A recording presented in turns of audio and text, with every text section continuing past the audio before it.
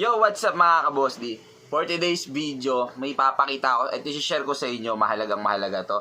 So, meron kasing nagbigay sa akin ng helmet na nagbabantay sa basurahan dahil tinapon na daw. So, ito papakita ko sa inyo. Ito, shoutout nga pala sa mga Rizel na helmet na half face na sobrang hirap maghanap ng ng lens niya. So, naganap na ako sa Shopee, TikTok, saka sa Lazada, wala talaga, wala. So, siguro kaya tinapon ng may-ari, wala lang ang na lens dito sa harapan. So, syempre di naman tayo pwedeng pumunta ng EDSA nang walang lens yung na helmet. So, kinuha ko lang naman siya pang daily use lang dahil malapit lang ako sa trabaho. So, ginagamit ko siya pang trabaho lang, bahay, pamalengke. So, ito siya. So, goods na goods pa, ang ganda-ganda, di ba?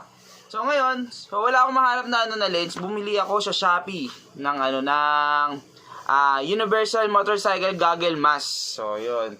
Mura-mura lang siya. Nasa 92 pesos lang ata siya. 95. So, syempre may may shipping fee pa na dagdag, 40 pesos, something, ganyan. So, bumili na ako. So, ito siya ngayon. Dumating na. Ito. So, maganda yung wallet niya. Sinake ko na rin kasi siya bago ko kinuha. Binuksan ko na rin. So, papakita ko na rin sa inyo. Ito siya ngayon. O, yan. Check nyo na lang to sa sa Lazada or Shopee, meron ito.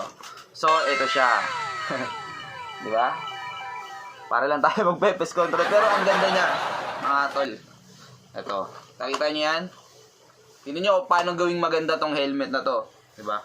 So, susuot mo lang siya. Simpleng-simple lang. Susuot mo lang siya dito. Ayan. Oh. Diba? Napaka-simple lang gawin, no? Oh. Susuot mo lang. Ito na. Tingnan mo kung gaano kaganda, 'di ba? Mga tol, ang ganda. Gumanda yung helmet natin, oh. Oh, ha? So, yan. So, pwede na siyang kung may magtatanong diyan kung waterproof to. Opo, waterproof. So, nakalagay din siya doon. Ang ganda kasi ng review niya. So, yung mga walang lens, pwede niyo nang gamitin to. Ayan, oh. 'Di ba? Oh. For safety lang naman. Then, so, ayan. 'Di ba? Malinaw siya mga ka-boss D. So makikita nyo rin siya, may mga black din siya, iba-ibang color ng ng lens. May clear lens, may smoke lens. So ito radium radium blue na lens, ayan oh. Yun yung binili ko. So ayan, ang ganda, 'di ba? Kahit wala na siyang visor. So good siya.